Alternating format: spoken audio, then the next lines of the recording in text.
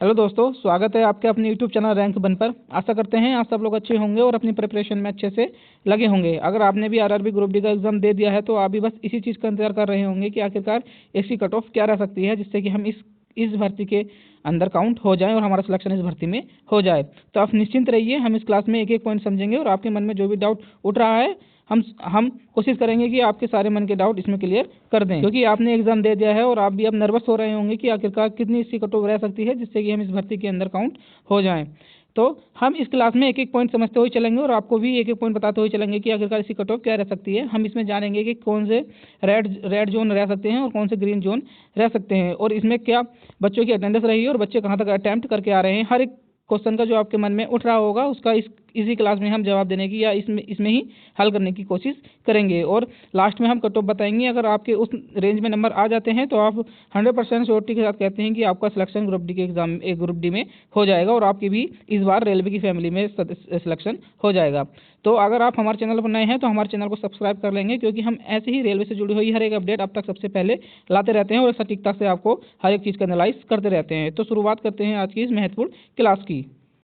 Friends, आपने भी RRB group D का एग्जाम दे दिया है तो अभी आप सिर्फ इसी चीज़ के लिए नर्वस हो रहे होंगे कि आखिरकार इसकी कट ऑफ क्या रह सकती है, जिससे कि हम इस भर्ती के अंदर काउंट हो जाएं। क्योंकि 2024 में लगभग 3 साल के बाद इसमें वैकेंसियाँ निकल कर आई थी, क्योंकि 2022 में तो इसकी अंतिम 2019 की जो वैकेंसी निकल कर आई थी, 2022 में इसको पेपर लिए गए थे, तो वहाँ से लेकर चलने 2 साल के बाद इसकी वैकेंसियाँ निकल कर आई थी और जिसका पेपर अब 2025 और 26 में हो चुके हैं। अगर आपने भी पेपर दे दिया है तो आप ये बस इसी चीज़ का इंतजार कर रहे होंगे कि आखिर इसकी कट ऑफ क्या रह सकती है, क्योंकि आपके आंसर के आने के बाद कितने भी नंबर बन रहे हों, लेकिन आपको सिर्फ बेट जो रहेगा कट ऑफ पर ही रहेगा। तो हमारी पूरी कोशिश रहेगी कि हम इस क्लास में आपको एक सटीकता से कट ऑफ बताएं। अगर हमारी तरफ से कुछ गलती हो जाती है तो उसके लिए हम पहले ही क्षमा प्रार्थी हैं, क्योंकि हम अपने स्तर से ही इस कट ऑफ को बताने का प्रयास कर रहे हैं। और आपके स्तर से जो भी आपको लग रहा हो वो हमें कमेंट में बता दें कि आपकी कट ऑफ क्या जा सकती है। लेकिन हमने जो भी प्रयास किए हैं अपने स्तर से प्रयास किए हैं और ये हमारी मोटे है तो सटीकता से कट ऑफ बताने की कोशिश की है। और हम 90% श्योरिटी के साथ कहते हैं कि आपकी कट ऑफ लगभग इसके साथ ही इसके आसपास ही देखने को मिलेगी, क्योंकि हम एक एक पॉइंट आपको समझाते हुए चलेंगे और आपको खुद भी अंदाजा हो जाएगा कि आखिरकार क्या कट ऑफ इसकी रह सकती है। और हमारी बताई हुई कट ऑफ के आसपास आपके नंबर बनते हैं तो आपका सिलेक्शन होना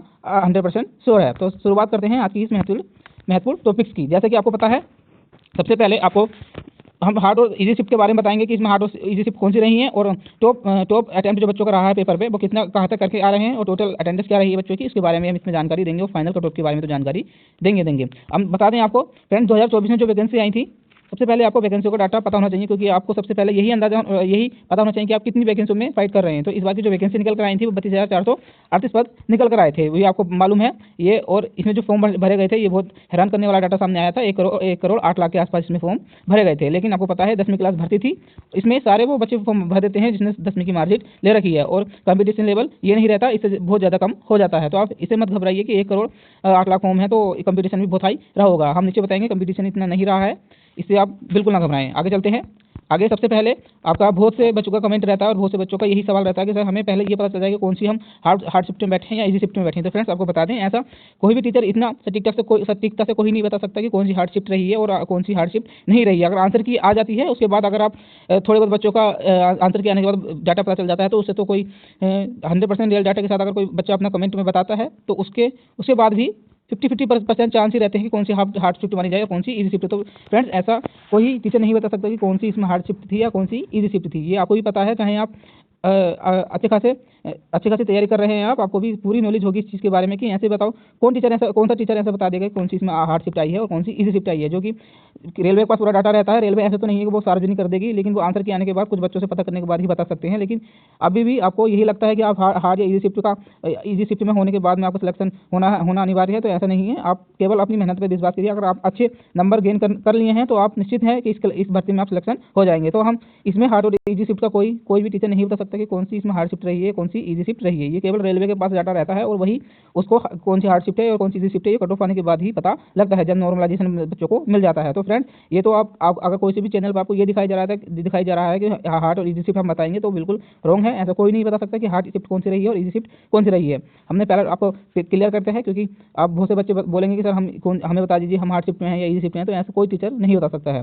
आगे चलते हैं। बस इस बार का जो अटेम्प्ट रहा बच्चों का, हाँ ये अटेम्प्ट के बारे में बताएं तो अटेम्प्ट जो रहा बच्चों का ये बहुत ही कम बच्चों ने अटेम्प्ट किया है, क्योंकि सबसे ज़्यादा जो बच्चों को परेशानी आई थी 20 नंबर के करंट अफेयर्स को लेकर आई थी। इस बार का जो 20 नंबर का करंट अफेयर्स था उसमें ही बच्चों की हालत टाइट हो गई थी और बच्चे 20 नंबर का करंट अफेयर्स अटेम्प्ट नहीं कर पा रहे थे। केवल 6 से मिल 6 से 7 क्वेश्चन के आसपास ही अटेम्प्ट बच्चे कर रहे थे, तो इसलिए बच्चों का अटेम्प्ट ज़्यादा नहीं रहा था। अगर आप सोच रहे हैं कि आपने ही कम किया है तो ऐसा नहीं है, हर एक बच्चे का यही हाल पेपर में रहे थे और 20% बच्चे ही थे जो 80 से 90 के आसपास करके आ रहे थे। क्योंकि ये डाटा हमने, आप खुद ही समझे, अगर 20 नंबर का करंट अफेयर आ रहा है, अगर 20 नंबर में से अगर जितने में अगर अच्छे से अच्छा पढ़ने वाला बच्चा है तो उसने 10 से 12 ही नंबर किए होंगे, और जो अदर सब्जेक्ट हैं उसके 80 क्वेश्चन आए होंगे।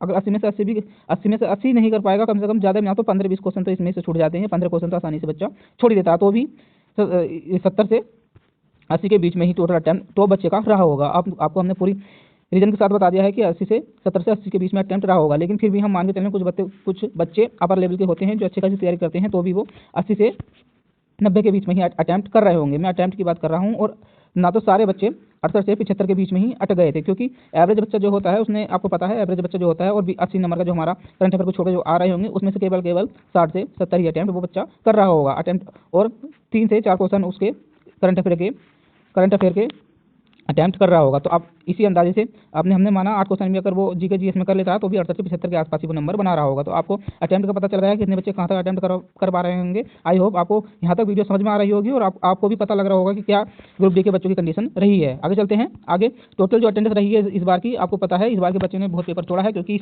इस ग्रुप डी की वैकेंसी सबसे पहले तो 2024 में निकाली थी और इसका 2025 के लास्ट में ही पेपर लिए जा रहे हैं। इसमें टाइम ज़्यादा हो गया था, ये बस भर्ती कोर्ट केस में फंसी रही थी, जिसके कारण बच्चों की तैयारी नहीं रही थी। कोर्ट केस फाइनल होते ही बच्चों के 10 दिन के अंदर ही पेपर लेना शुरू कर दिया था, जिससे कि बच्चे पेपर देने चाह ही नहीं रहे थे, क्योंकि उनकी तैयारी शुरू से नहीं थी, क्योंकि वो गुमराह रहे थे कि हमारा ITI वाले इसमें बैठेंगे या फिर 10th वाले इसमें बैठेंगे। तो इस रीजन से भी ये कम रह सकते हैं, बच्चे रहे होंगे। तो इसमें अटेंडेंस जो रही है ऑफिशियल साइट से भी बता दिया है, रांची की ऑफिशियल साइट में आप जाकर देख लेंगे, वहाँ पे भी यही डाटा बता रखा है कि इस बार की जो अटेंडेंस रही है वो 45 से 50% के आसपास रही है। इसके बीच में ही रही है। अगर हम इसके बीच में अटेंडेंस माने तो लगभग 40 लाख के आसपास बच्चे ने ही केवल पेपर दिया है, और 40 लाख के बच्चे ने पेपर दिया है, तो इस बार का पेपर तो बहुत ज़्यादा कम बच्चों ने दिया है। ये हर बार से कई गुना कम बच्चे पेपर देने के लिए बैठे हैं, क्योंकि हर बार की अटेंडेंस जो रहती है वो लगभग 70 से 75% के आसपास हर साल की अटेंडेंस रहती है, और लगभग 80 से 90 लाख के आसपास बच्चा पेपर देने के लिए बैठा है। तो आपको यही राहत देखने को मिल सकती है, और यहीं से आपकी कट ऑफ ड्रॉप हो सकती है, और यहीं से ही आपकी कट ऑफ बनने के कम जाने के बहुत चांस बन रहे हैं। ये हम ये नहीं कह रहे हैं कि बहुत ज़्यादा कम चली जाएगी, लेकिन आपको कुछ राहत देखने को मिल सकती है, और जोन वाइज तो बहुत ज़्यादा राहत इसमें देखने को मिल सकती है। जिस जोन से आपने भरा है वो नीचे हम बताएंगे कि आपको किस जोन में अधिक से अधिक फायदा मिलेगा। जैसे कि आपको पता है 2024 में जो वैकेंसी आई थी उसमें बच्चों के लिए जो फॉर्म अप्लाई किए गए थे वो 1 करोड़ 8 लाख के बीच में फॉर्म अप्लाई किए गए थे, और हर एक जोन के अलग अलग फॉर्म अप्लाई किए गए थे। आप देख लेंगे आपने किस जोन से फॉर्म अप्लाई किया है, उस जोन में कितने बच्चे फाइट कर रहे थे।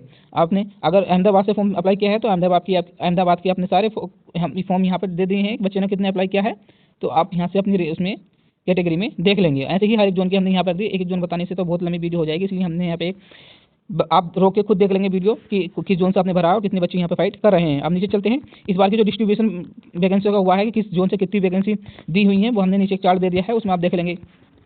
इस बार की जो वैकेंसी आई है वो इस तरह से आई हैं, और इसमें जो आप इसमें जो आपने यहाँ से भी फॉर्म भरा होगा, लेकिन हम बता दें इसमें जो ग्रीन जोन और रेड जोन बनने वाले हैं वो सारे, जिसमें पिछली बार से कम थोड़ी, पिछली बार के लगभग समान वैकेंसी रही है, वो हमेशा ग्रीन जोन में बने रहे हैं। इस बार भी ग्रीन जोन बनने की अधिक से अधिक संभावना उनकी ही बनी हुई है, क्योंकि उसमें वैकेंसी कम नहीं हुई है और बच्चे ने पेपर बहुत छोड़ दिया है, तो यही बेनिफिट उसमें मिलने वाला है। और आप देख लेंगे, क्योंकि हमने तो इसमें वो चार्ट नहीं रखा है कि इस बार कितनी वैकेंसी किस जोन में निकली हुई है, सॉरी कितनी वैकेंसी पिछले साल थी, मतलब 2019 में कितनी वैकेंसी थी और इस साल कितनी वैकेंसी है, उसका कंपैरिजन हमने इसमें नहीं किया है। लेकिन आप एक बार वहाँ पे भी जाकर देख लेंगे कितनी वैकेंसी इस बार की निकल कर आई थी। अगर उसके लगभग उसके आसपास अगर वैकेंसी निकल कर इसमें भी दी हुई है, जैसे गुवाहाटी में हमें पता है, गुवाहाटी में पिछली बार भी लगभग इतनी ही वैकेंसी निकल कर आई थी, 800-900 पद ज़्यादा थे केवल। तो इसमें इस बार की कट ऑफ कम जाने के चांसेस बन रहे हैं। ये कम बन सकती है, लेकिन ऐसा नहीं है कम ही जाएगी। अगर हमने एक बताया है कि बच्चों ने पेपर ज़्यादा छोड़ा है, तो इसीलिए इसमें कम जाने के रीजन बने हुए हैं। और ऐसे ही अगर और किसी जोन में भी देख लेंगे, अगर पिछली बार की तुलना में अगर सही वैकेंसी आई हुई है, मतलब थोड़ा बहुत ही कम वैकेंसी दी है, तो उसमें भी कम जाने के चांसेस लग रहे हैं। लेकिन ऐसा नहीं है कम ही जाएगी, ये तो आप बच्चे के ऊपर ही बात रहेगी कि कितने बच्चे उसमें बैठे हुए हैं और कितने बच्चों ने वहाँ पे पेपर छोड़ा है। तो फ्रेंड्स, हमने भी आपको जोन बता दिए हैं, कौन से जोन कम पे जाने के चांस बन रहे हैं और कौन से पे अधिक चांस बन रहे हैं। आगे चलते हैं। आगे आपको कट ऑफ के नंबर बताए हैं। हम ये नहीं कहते कि हमारी कट ऑफ यही रहेगी, लेकिन जहाँ तक मैंने एनालाइज किया है और हमारे साथियों ने भी एनालाइज किया है, जो हमारे आसपास में रहते हैं, जो इस चैनल से जुड़े हुए हैं और काम करते हैं चैनल के साथ, तो उन्होंने भी एनालाइज किया है। तो लगभग अगर आपके अनरियर में 75 नंबर बन पा रहे हैं, तो आपका PET के साथ फाइनल में आपका नाम आ जाएगा। और OBC में आपके 68 बन रहे हैं, तो भी आपका इसमें नाम आ जाएगा।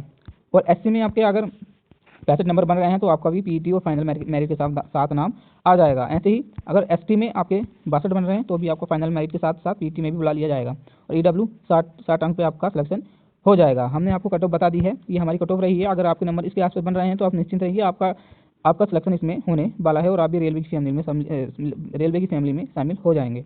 तो फ्रेंड्स, ये हमारी कट ऑफ है। अगर आपको लगता है कि इसी रेंज में कट ऑफ लगने वाली है या इतनी ही रेंज में कट ऑफ रहेगी तो आप हमें कमेंट में जरूर बताएं। अगर इससे आपको लगता है कि थोड़ा बहुत ज़्यादा नंबर बढ़ जाएंगे तो आप अपनी कट ऑफ जरूर बताएंगे किस रेंज में आपकी कट ऑफ लगने वाली है। अगर इस वीडियो में आपको कुछ अच्छा लगा हो और चैनल से जुड़ना चाह रहे हो, हम ऐसी ही क्लास आप तक पहुँचाते रहते हैं क्योंकि हम रेलवे की तैयारी और रेलवे से जुड़ी हर अपडेट इसी चैनल पर पहुँचाते रहते हैं। तो हमारे चैनल से जुड़ जाएं और हमें फॉलो कर लें। तो मिलते हैं किसी ऐसी वीडियो में, तब तक के लिए धन्यवाद। जय हिंद।